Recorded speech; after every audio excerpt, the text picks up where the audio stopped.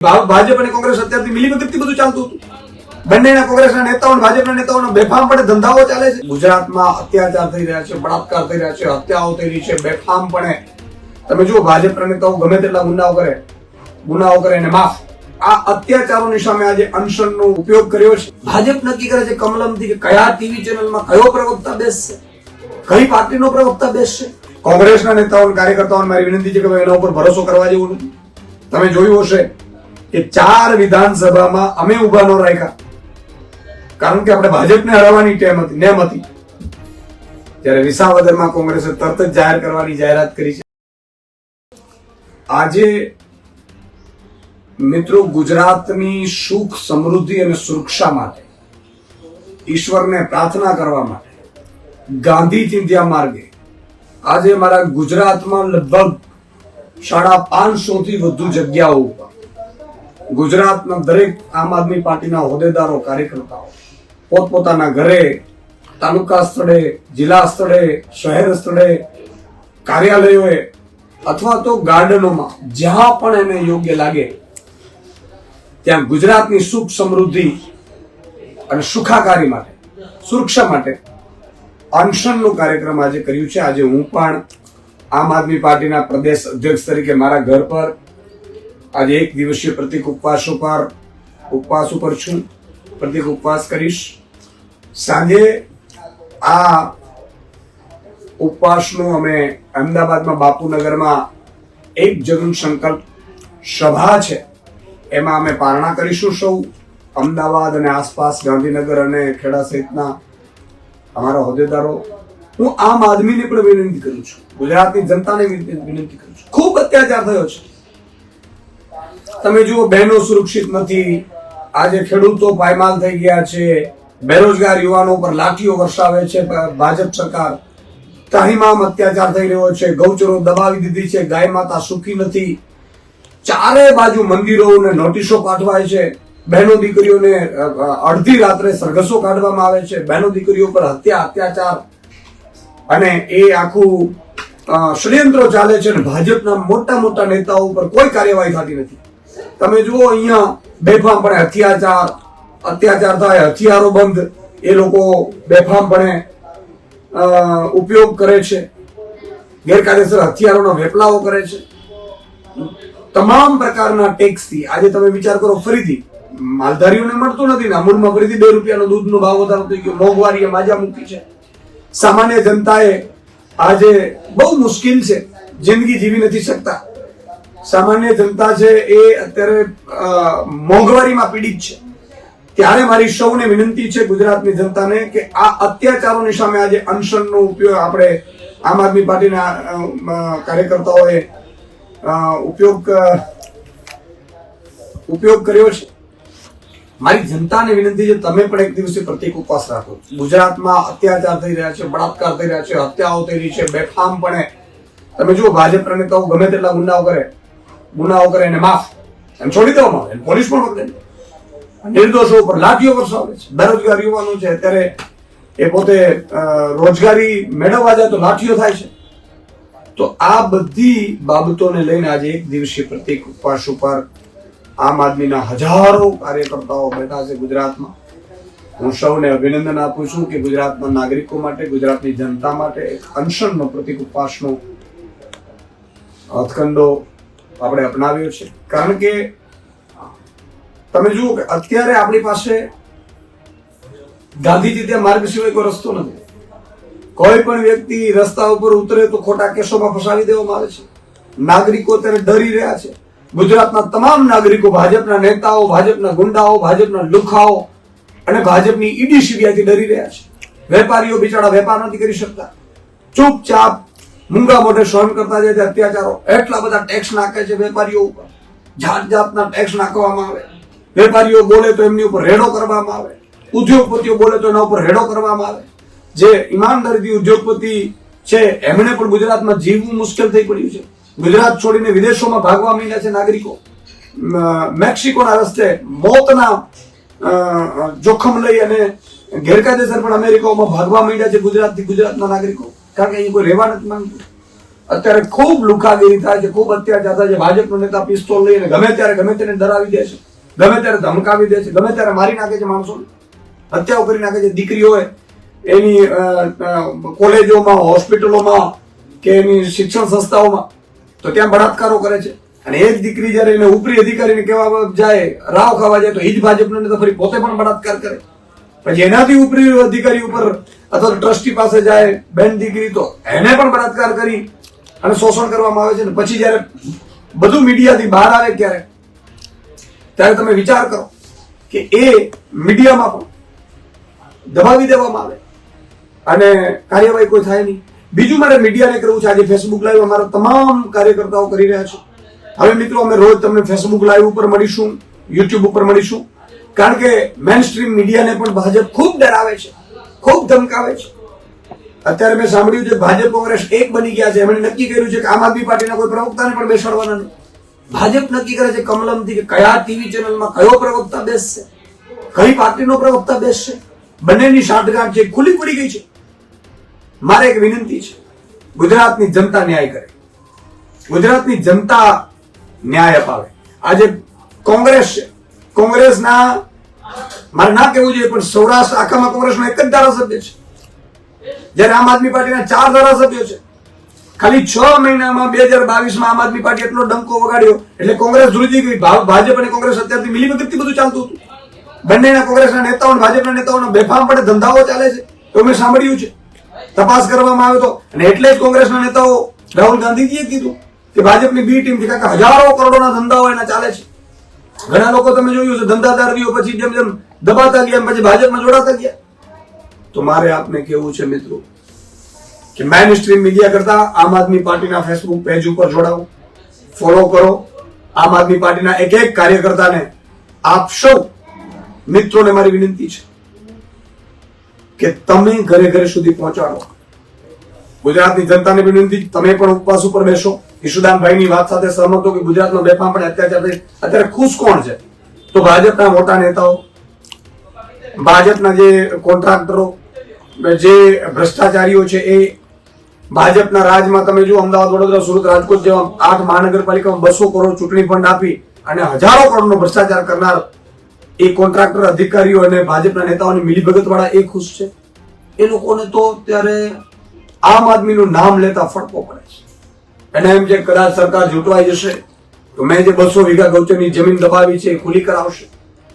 મેં જે ભ્રષ્ટાચાર કર્યું છે બ્રિજ તોડીને એ મને જેલમાં નાખી દેશે આમ આદમીની સરકાર હશે. એટલે એ લોકો ઉકળાટ થાય, કોમેન્ટો કરશે બેફામ પડે, તમે રહેવા દો, તમે ખૂન કરો છો ને. તો ભાઈ તમે જ કર્યું છે, અમને તો હજી સત્તા મળી જ નથી ભાઈ.